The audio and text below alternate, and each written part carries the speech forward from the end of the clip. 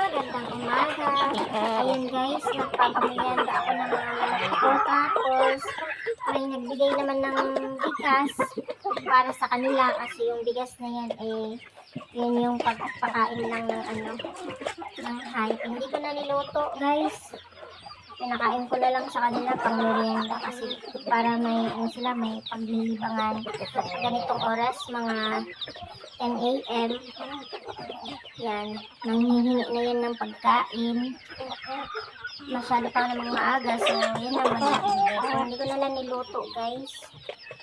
Kasi tuwang-tuwa naman sila dyan sa pag kumakain sila yan, kumpul-kumpulan din sila pag ganito mainit na. Kanya-kanya na lang yan silang kumpul-kumpulan. Yan.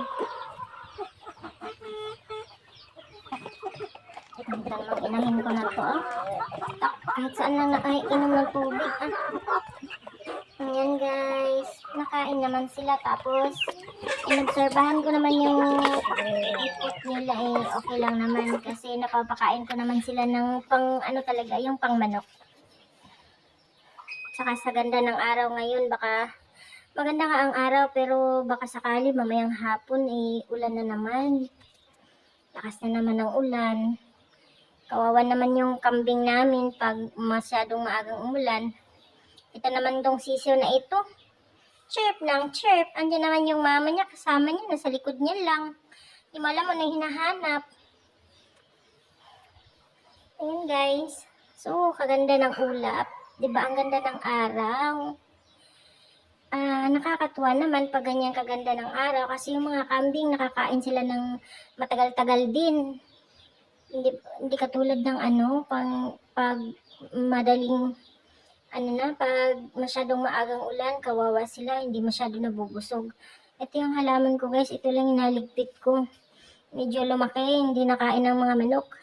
Lahat na lang kinain na Ubos yung tanglad ko guys. Wala na.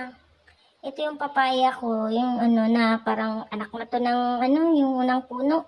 Actually, pagkalipat namin dito, may papaya talaga. Hindi ko na lang pinatabas. Nag-iisang puno yun. Yun ang medyo maraming bunga. Hitik na hitik sa bunga. Tapos ito naman, hindi naman masyado. Tsaka yung saging, lang, yung mga ilang buwan na kami dito pagkalipat. Tsaka ko na ito itinanim. Tinanim namin. Naka-harvest na pala ako dyan ng isang puno guys. Tapos ngayon, may saha siyang 3. Sabay-sabay na silang nagpuso. Ayan. Marami na rin, medyo malaki na rin yung guyabano ko guys.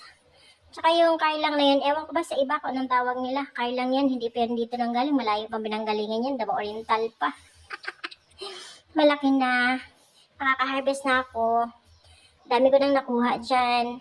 Sa iba, hindi sila natutuwa, pero ako natungtuwa talaga ako. Ayan, ang taba-taba na nila Ito naman yung inahin ko, kabababa lang. Gusto lang mag-chill-chill sa ng araw. Ganyan sila guys pag bumaba, galing maglimlim. Sila yun na ang tawag sa kanila, nililigo. Mga gabi ko guys. Ang taba-taba na rin.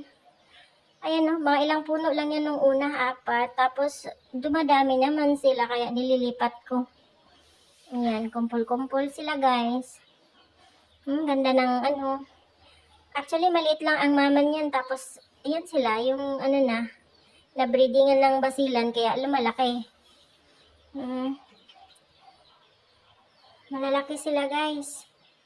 Ito naman. Akala mo, may kailangan. Sigaw ka nga, tao po. Ganun. Tao po. Anong ginagawa mo dyan sa pinto? Tao po. Anong kailangan mo? Parang may kailangan. Na naman sa pinto. Diyan kasi sila lumaki noon guys. At ayan, sobrang init. Ang init talaga. Nakakahingal, kakautas. Masyado kasing mainit kaya ganyan yung nararamdaman ko guys. Pero maaga pa yan. Mga alas 10 pa lang yan ng umaga. Ayan. Katatapos ko lang yan magpakain sa kanila, magpainom ng tubig, linis ng kainan. Tapos mamaya naman mga 1 PM, ayan magbibigay na naman tayo ng pagkain tsaka painom na naman ulit kasi masyadong mainit guys. uuhawin sila tsaka naubos na yung tubig na binigay na sa kanila. Kaya magbibigay tayo ulit. Ayun guys, maraming salamat sa sumusuporta. Sabayan niyo ko lagi, samahan niyo ako lagi. Maraming salamat sa inyo, sa mga sumusubaybay. Yan lang po. Thank you for watching.